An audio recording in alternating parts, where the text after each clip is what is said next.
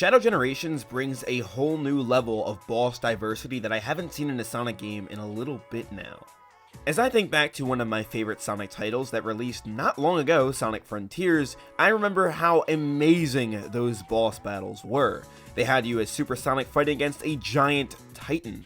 They were awesome, to say the least, but in short, they were pretty, I guess, formulaic to a certain degree, just because when you were Super Sonic, you utilized the same moves and you kind of knew what to do. I mean, just spam the best move if you really want to take them down quickly.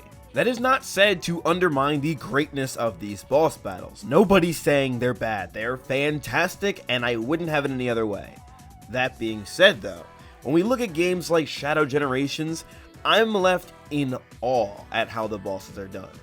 Every single one of them feels completely different, and I think that's just because of the Doom powers.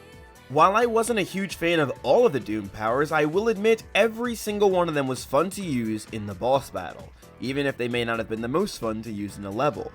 Shadow Generations technically has 5 boss battles, the first being Bio Lizard, then Metal Overlord, then Mephiles the Dark, then Devil Doom, then Neo Devil Doom.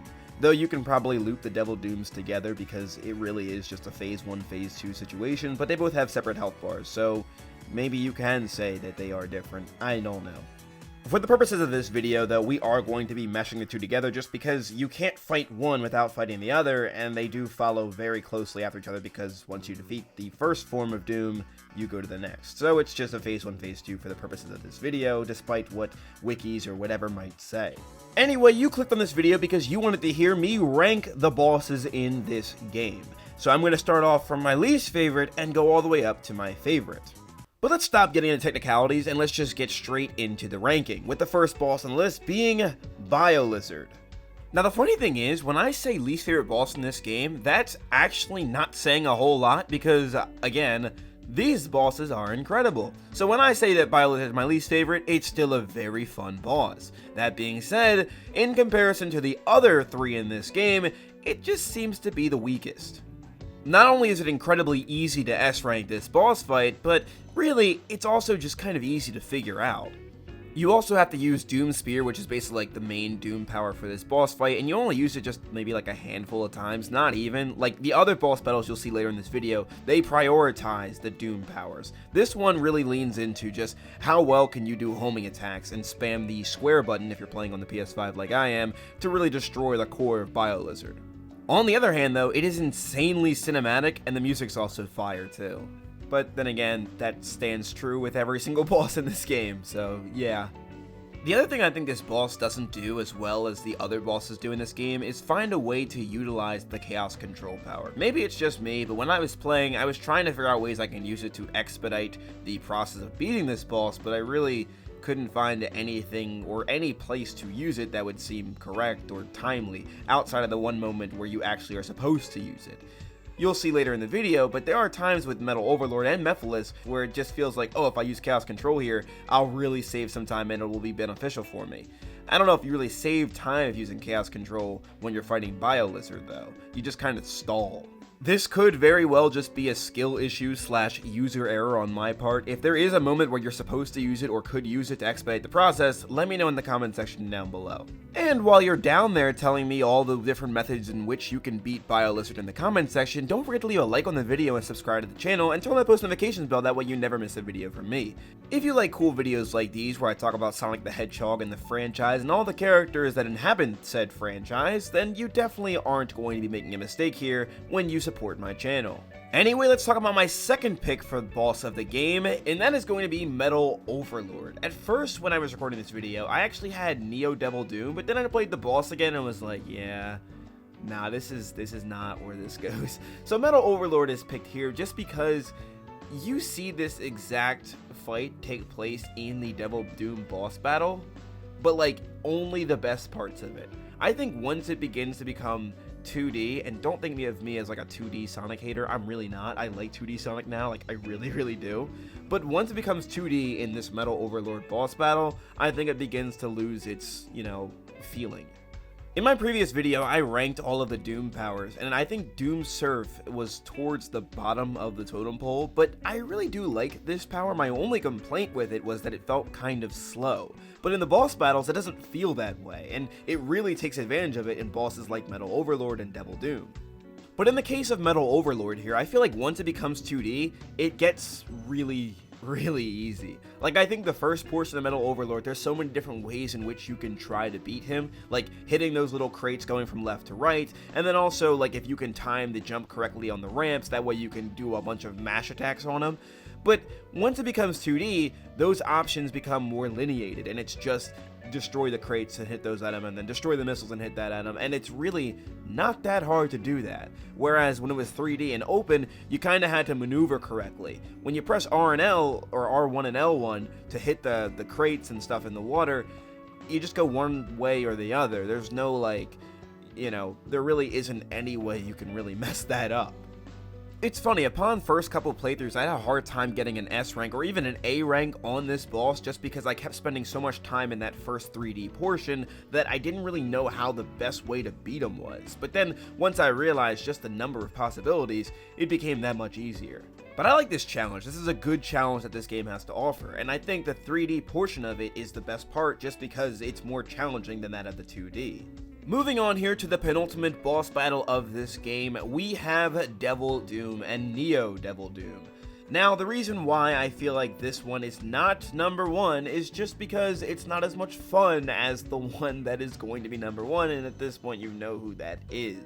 Nostalgia also might play a big factor, I'm not gonna lie to you. But anyway, what I like about Devil Doom is that, number one, it's like the hardest boss in the game to get an S rank on by far, in my opinion, and also it just meshes every single thing you've done in previous bosses and then just puts it all together. Like I said just moments ago with Metal Overlord, the best portion of it is the 3D part, and that's exactly what the Devil Doom boss battle has. This boss also does a good job with Doom Morph, and again, like I said, every boss battle in this game does a good job with the Doom abilities. Some of the levels could do a little bit better though, but Doom Morph is really cool in this boss just because it doesn't punish you that hard for being pretty bad at using it. If you fall off, you can find a spring and get back up there and try again, though you are losing time, so there is a kind of punishment there with that. Much like the entire boss battle itself, this Doom Morph portion is incredibly chaotic, but it's also really easy to tell where you are and where you're supposed to go.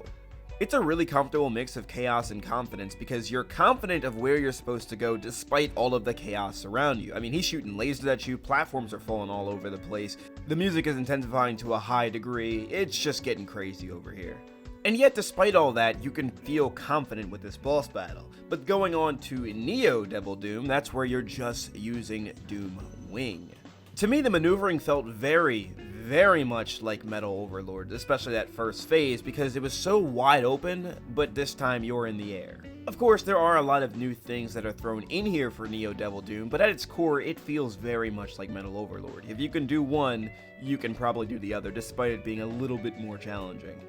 Also, we have to account for style points. Out of all the bosses in this game, this one, of course, since it's the final boss, is the most cinematic and just so cool. And we end off our list here today with Mephiles in the number one spot. Now again, this could just be pure nostalgia, and this boss is incredibly easy, but it's just so fun and so awesome. Like, to think that a character like this would be returning in the Sonic the Hedgehog series, if you had told someone that, I don't know, maybe 7 years ago, 6 years ago, maybe even 2 years ago, they would have said, no way, no chance. But here he is in full form in a mainline Sonic game once more. I'm hoping that this is just a gateway to have him in more stuff in the future, because even if he isn't technically in the main timeline and he was trying to fight Shadow for his place to return, I think there can still be ways we can see him again. I honestly think that this is just, or could be, the start of something beautiful. But as I said, this boss is incredibly easy, but difficulty really isn't a huge factor here. It matters, but if the boss is really fun like this one is, then who cares? This was just so cool because it takes advantage of two of the Doom powers here. We have Doom Sphere, and we also have Doom Morph, and it does both of those things beautifully. Chaos control usage here is also exceptional, as you can really cut corners here. Also, I don't know about you guys, but it felt like when I was hitting Mephiles, I don't know, I just felt that, you know? Like, you can feel it with the other boss in this game too, but I just felt it with this one. Like, I thought there was some raw intensity coming from Shadow to beat Mephiles, even though he really didn't even know who he was. Just so sick, bro. I mean, this one just takes the cake in my opinion. I mean, I got chills when Mephiles showed up and tried to stab Shadow the same way he killed Sonic, and like impaling him. And then also when Shadow literally hit him with, "There is no future for you ever" at the end. Oh my gosh, Kirk Thornton killed it as just Shadow in general, but really here in this boss battle. So awesome.